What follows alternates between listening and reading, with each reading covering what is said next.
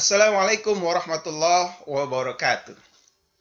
Halo sahabat SHS Mabak 32. Kali ini kita akan membahas mengenai materi pendapatan nasional.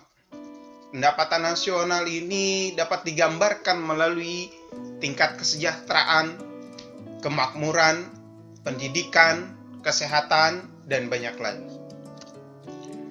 Lalu, apa yang dapat kita ambil manfaatnya ketika kita mempelajari pendapatan nasional? Ada 5 yang bisa kita ambil. Yang pertama adalah bahwa dengan mempelajari pendapatan nasional, kita dapat mengetahui struktur perekonomian suatu negara. Apakah strukturnya berbasis pada agraris, industri, jasa, ataupun yang lainnya. Yang kedua adalah untuk mengetahui kemajuan ekonomi atau perkembangan perekonomian dari tahun ke tahun. Yang ketiga adalah mengetahui tingkat kemakmuran masyarakat. Yang keempat, mengetahui penggunaan pendapatan masyarakat. Yang terakhir adalah sebagai pedoman bagi pemerintah untuk mengambil kebijakan. Ternyata pendapatan nasional adalah merupakan seluruh pendapatan yang diterima oleh seluruh anggota masyarakat atau seluruh rumah tangga keluarga rumah RTK dalam suatu negara dengan kurun waktu tertentu, biasanya dalam waktu 1 tahun. Nah, sebelum kita berlanjut pada materi berikutnya, coba kalian perhatikan apa peranan pendapatan nasional dalam melihat kondisi seperti ini. Bahwa ternyata pendapatan nasional adalah indikator untuk dapat mengukur perkembangan tingkat pembangunan dan kesejahteraan pada suatu negara. Nah, ini pentingnya kita mempelajari pendapatan nasional. Kalau seandainya pendapatan nasional Indonesia sudah tinggi, maka kita berharap tentunya sisi gambar yang menawarkan kemiskinan ini sudah tidak ada lagi di Indonesia. GDP atau produk domestik bruto merupakan jumlah produk berupa barang dan jasa yang dihasilkan oleh unit-unit produksi di dalam batas wilayah suatu negara selama 1 tahun. Dalam perhitungan GDP ini termasuk juga hasil produksi barang dan jasa yang dihasilkan oleh perusahaan asing yang beroperasi di wilayah Indonesia. Contoh, Telkom punya Indonesia, BUMN. Samsung punya Korea Selatan. Ketika kita menghitung GDP, apakah itu produksi orang Indonesia ataupun produksi orang asing, semuanya dihitung. Nah, itulah GDP. Berikutnya adalah mengenai GNP atau yang disebut dengan Gross National Product atau bahasa Indonesianya adalah Produk Nasional Bruto.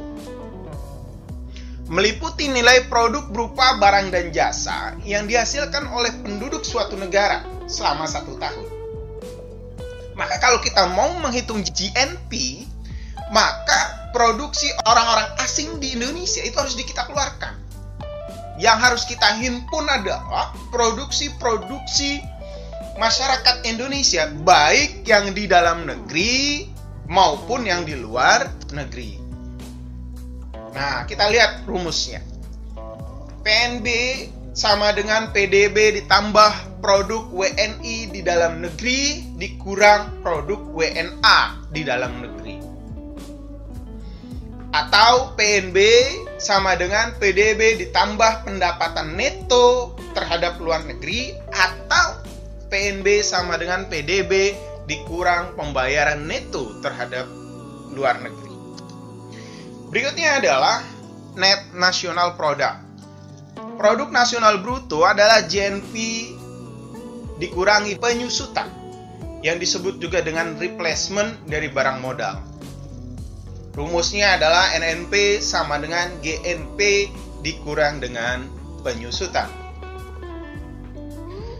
Lalu konsep yang keempat adalah yang disebut dengan Net National Income. Pendapatan nasional neto adalah pendapatan yang dihitung menurut jumlah balas jasa yang diterima oleh masyarakat sebagai pemilik faktor produksi. di mana NNI ini adalah NNP dikurang dengan pajak tidak langsung. Berikutnya, yang disebut dengan personal income atau pendapatan perseorangan. Jumlah pendapatan yang diterima oleh setiap orang dalam masyarakat, termasuk pendapatan yang diperoleh tanpa melakukan kegiatan apapun. Maka rumus personal income adalah NNI dikurang kurung buka pajak perusahaan ditambah laba ditahan ditambah iuran jaminan sosial kurung tutup ditambah transfer payment. Dan yang terakhir adalah yang disebut dengan disposable income. Apa itu disposable income? Atau disebut juga dengan pendapatan bebas. Pendapatan yang siap untuk digunakan membeli barang dan jasa, konsumsi, dan selebihnya menjadi tabungan yang disalurkan menjadi investasi. Nah, ini yang disebut dengan disposable income. Nah, jika ada pertanyaan ataupun diskusi, kita bisa join di email ekonomi.mabak32@gmail.com. Terima kasih. Billahi taufiq wal hidayah. Wassalamualaikum warahmatullahi wabarakatuh.